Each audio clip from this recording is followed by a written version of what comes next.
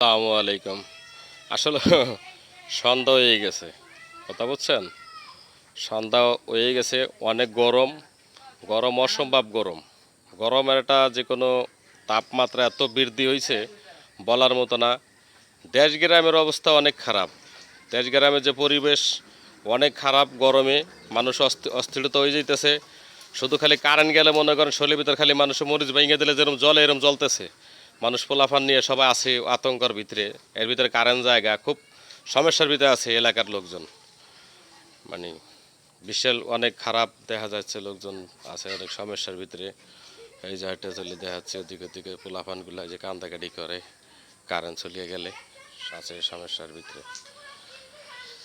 যাক ভাই, আপনারা লাইক শেয়ার কমেন্ট করবেন, যদি আপনাদের মনে দয়া দামে ধরে লাইক শেয়ার কমেন্ট করবেন।